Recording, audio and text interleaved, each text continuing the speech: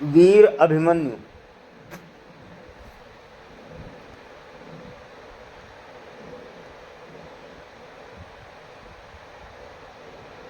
कहानी है वीर अभिमन्यु की। शौर्य का प्रतिरूप अभिमन्यु अभिमन्यु अर्जुन का पुत्र था। श्री कृष्ण की बहन सुभद्रा इनकी माता थी। ये बालक बड़ा होनहार था। अपने पिता के से सारे गुण इसमें विद्यमान थे। स्वभाव का बड़ा क्रोधी था और डरना तो किसी से इसने जाना ही नहीं था। इसी निर्भयता और क्रोधी स्वभाव के कारण इसका नाम अभि यानी निर्भय, मन्यु माने क्रोधी, अभिमन्यु पड़ा था। अर्जुन ने धनुर्वेद का सारा ज्ञान इसको दिया था। अन्य अस्त्र शस्त्र चलाना भी इसने सीखा था। पराक्रम में ये किसी वीर से भी कम नहीं था।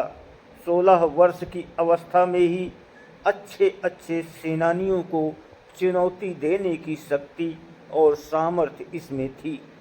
इसकी मुखाकृति और शरीर का डील डौल भी असाधारण योद्धा का सा था।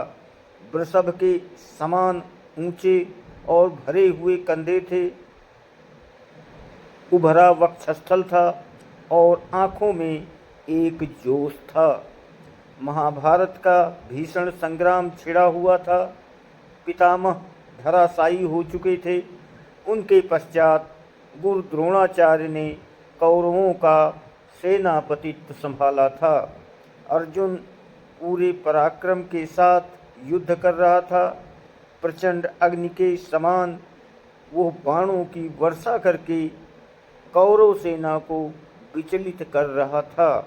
द्रोणाचार्य कितना भी प्रयत्न करके अर्जुन के इस वेग को नहीं रोक पा रहे थे। कभी कभी तो ऐसा लगता था मानो पांडव कौरवों को कुछ ही क्षणों में परास्त कर डालेंगे। प्रातःकाल युद्ध प्रारंभ हुआ।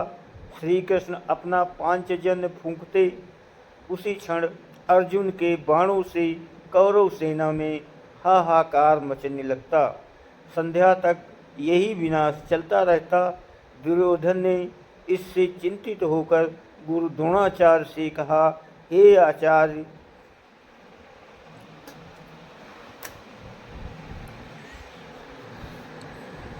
यदि पांडवों की इस गति को नहीं रोका गया तो कौरव सेना किसी भी क्षण विचलित होकर युद्ध भूमि से भाग खड़ी होगी। अतः कोई ऐसा उपाय करना चाहिए या करिए जिससे पांडवों की इस बढ़ती शक्ति को रोका जाए और अर्जुन के सारे प्रयत्नों को निष्फल किया जाए।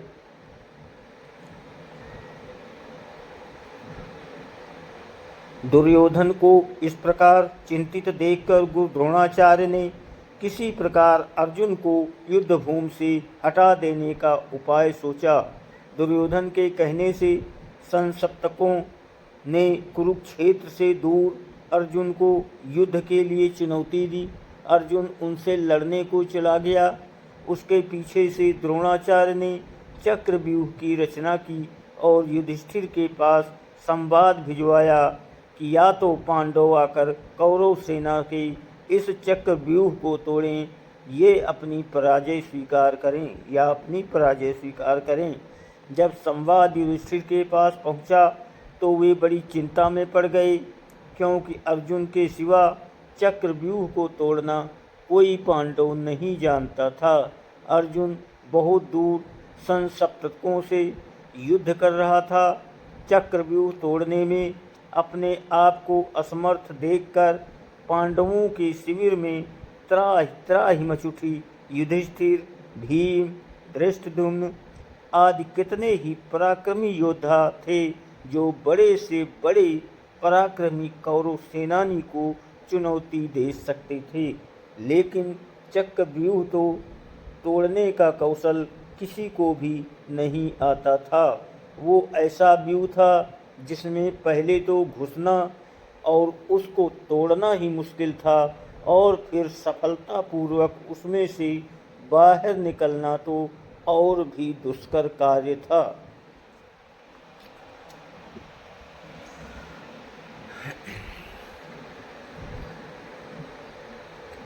कौरव सेना के सभी प्रमुख महारथी उस चक्रव्यूह के द्वारों की रक्षा कर रहे थे। जब सभी किंकर्तव्य विमूढ़ के सभा में बैठे हुए थे और अर्जुन के बिना सिवाय इसके कि वे अपनी पराजय स्वीकार कर लें, कोई दूसरा उपाय उनको नहीं सूझ पड़ रहा था। अभिमन्यु वहां आया और सभी को गहन चिंता में डूबा हुआ पाकर युधिष्ठिर से पूछने लगा, चिंता का क्या कारण है। युधिष्ठिर ने सारी बात बता दी। उसे सुनकर वो वीर बालक अपूर्व साहस के साथ बोला, आर्य, आप इसके लिए चिंता न करें। दुष्ट कौरवों का ये षड्यंत्र किसी प्रकार भी सफल नहीं हो सकेगा। यदि अर्जुन नहीं है तो उनका वीर पुत्र अभिमन्यु तो यहाँ है। आप दुर्योधन की चुनौती स्वीकार कर लीजिए, मैं चक्रव्यूह तोड़ने के लिए जाऊंगा।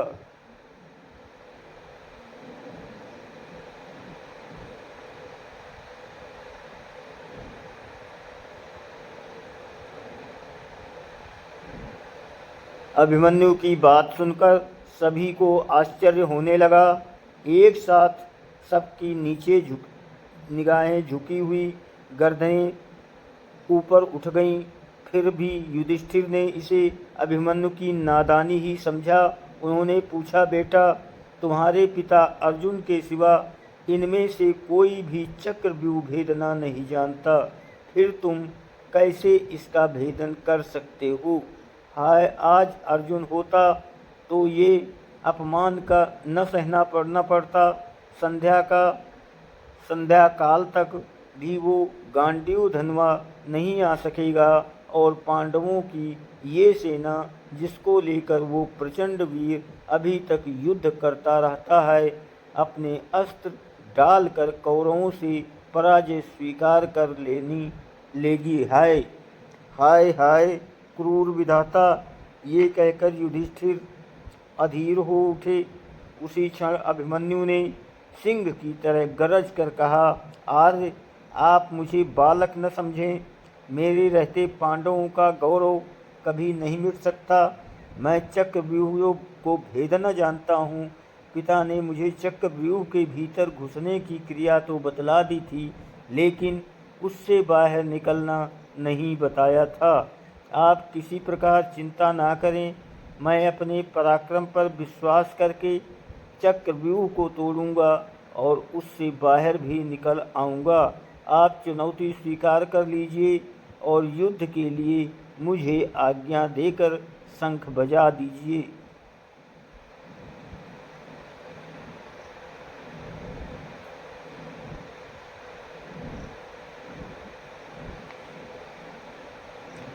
उस दुर्योधन को संदेश भिजवा दीजिए कि वीर धनंजय का पुत्र अभिमन्यु उनकी सारी चाल को निष्फल करने के लिए आ रहा है।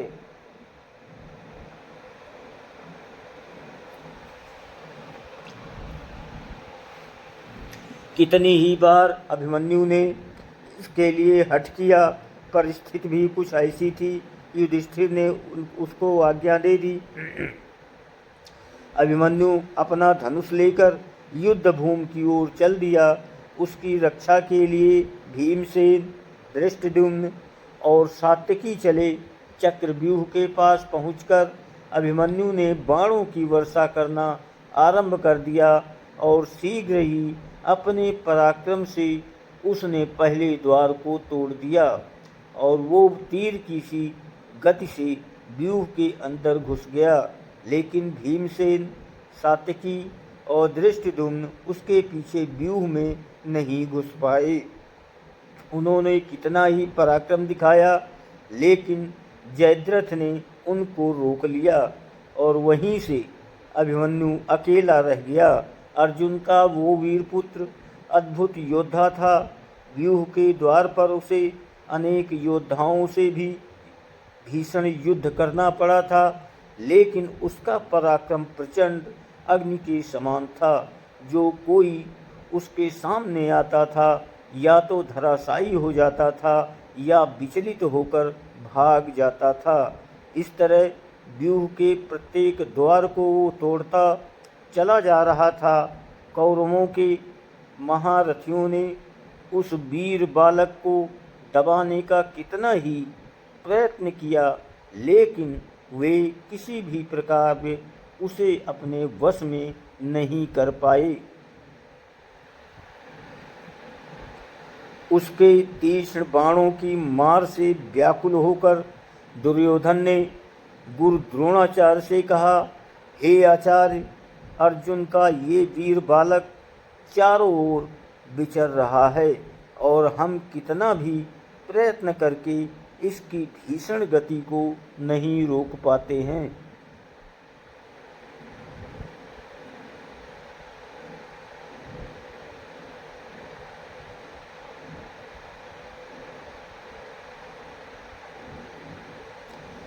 एक के बाद एक सभी द्वारों को इसने तोड़ दिया है।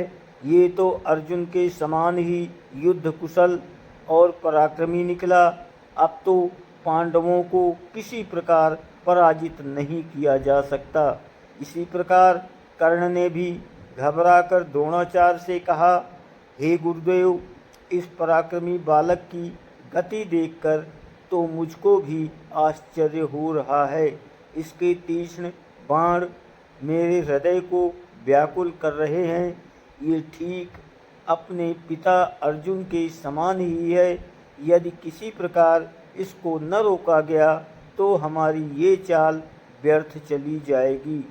अतः किसी तरह से इसको चक्रव्यूह से जीवित नहीं निकलने देना चाहिए। द्रोणाचार्य अभिमन्यु की वीरता देखकर कुछ क्षणों के लिए चिंता में डूबे रहे।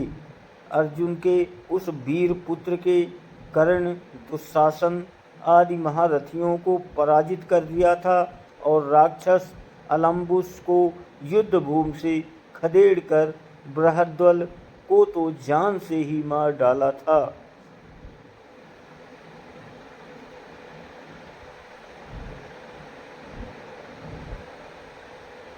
दुर्योधन के सामने ही उसके बेटे लक्ष्मण को भी उसने मार डाला था।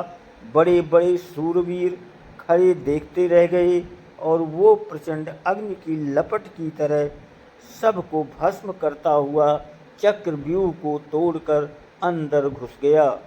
जब कौरवों के सारे प्रयत्न निष्फल चले गए तो उन्होंने छल से काम लेने की बात सोची। अलग अलग लड़कर कोई भी महारथी अभिमन्यु से नहीं जीत सकता था, इसलिए उन्होंने मिलकर उस पर आक्रमण करने का निश्चय किया। कृपाचार्य, कर्ण, अश्वत्थामा, बृहद्वल यानी शकुनि का चचेरा भाई, कृतवर्मा और दुर्योधन आदि 6 महारथियों ने उसे घेर लिया और उस पर भीषण आक्रमण कर दिया। कर्ण ने अपने बाणों से उस बालक का धनुष काट डाला, भोज ने उसके घोड़ों को मार डाला और कृपाचार्य ने उसके पार्श्व रक्षकों के प्राण ले लिए। इस तरह अभिमन्यु पूरी तरह निहत्था हो गया, लेकिन फिर भी जो कुछ उसके हाथ में आया उससे ही उससे ही वो शत्रुओं को विचलित करने लगा। थोड़ी ही देर में उसके हाथ में एक गदा आ गई। उससे उसने कितने ही योद्धाओं को मार गिराया। दुशासन का बेटा उसके सामने आया। घोर संग्राम हुआ। अकेला अभिमन्यु 6 के सामने क्या करता। महारथियों ने अपने बाणों से उसके शरीर को छेद दिया। अब वो लड़ते लड़ते थक गया था। इसी समय दुशासन के बेटे ने आकर उसके सिर पर गदा प्रहार किया, जिससे अर्जुन का वो वीर पुत्र उसी क्षण पृथ्वी पर गिर पड़ा और सदा के लिए पृथ्वी से उठ गया। उसके मरते ही कौरवों के दल में हर्षध्वनि उठने लगी। दुर्योधन और उसके सभी साथी इस निहत्थे बालक की मृत्यु पर फूले नहीं समाये। किसी को भी उसकी अन्याय से की गई हत्या पर तनिक भी खेद और पश्चाताप नहीं था।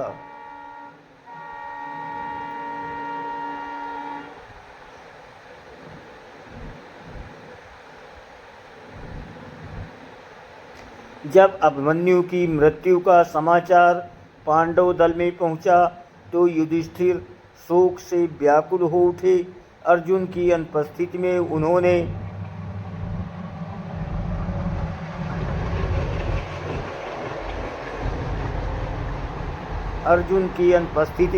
उन्होंने उनके लाल को मार डाला, रोम में भेज दिया। आने पर वे उसको क्या उत्तर देंगे, इसका संताप उनके हृदय को व्याकुल कर रहा था। भीम भी अपने भतीजे की मृत्यु पर रोने लगा। वीर अभिमन्यु की मृत्यु से पांडवों के पूरे शिविर में हाहाकार मच गया। संसप्तकों से युद्ध समाप्त करके अर्जुन जब वापस आया तो वो दुखपूर्ण समाचार सुनकर मूर्छित हो उठा और अभिमन्यु के लिए आर्त स्वर से रुदन करने लगा।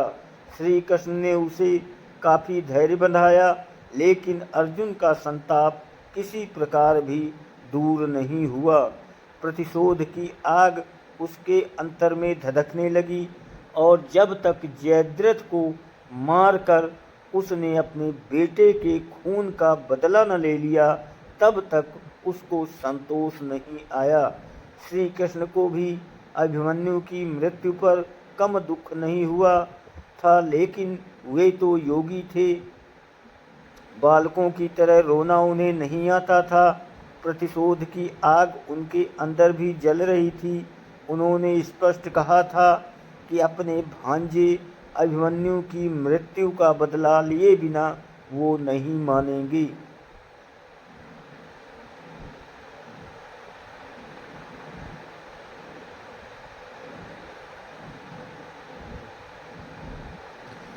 अभिमन्यु की स्त्री का नाम उत्तरा था। वो मत्स्य नरेश विराट की पुत्री थी। अज्ञातवास के समय अर्जुन विराट के यहाँ उत्तरा को नाचने गाने की शिक्षा देते थे। बाद में विराट को सारा हाल मालूम हो गया था, इसलिए लोकापवाद के डर से वे अपनी पुत्री का विवाह अर्जुन के सिवा किसी अन्य पुरुष के साथ नहीं करना चाहते थे। अर्जुन के स्वीकार न करने पर विराट ने उत्तरा का विवाह उसी के पुत्र अभिमन्यु के साथ कर दिया। इन दोनों का विवाह बाल्यावस्था में ही हो गया था।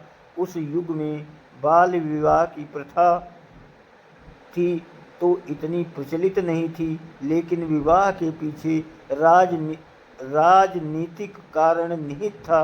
पांडवों को इसके पश्चात मत्स्य नरेश से हर प्रकार की सहायता मिल सकती थी।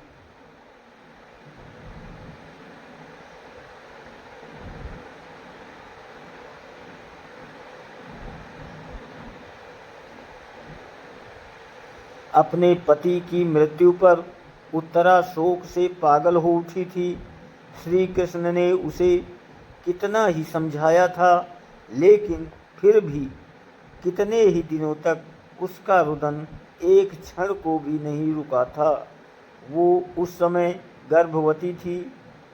आततायी अश्वत्थामा ने पांडवों के वंश को समूल नष्ट कर देने के लिए इस गर्भस्थ बालक का पर ब्रह्मास्त्र का प्रयोग किया था, लेकिन श्री कृष्ण ने उसे रोक लिया था और इस प्रकार श्री कृष्ण ने ही पांडवों के कुल की रक्षा की।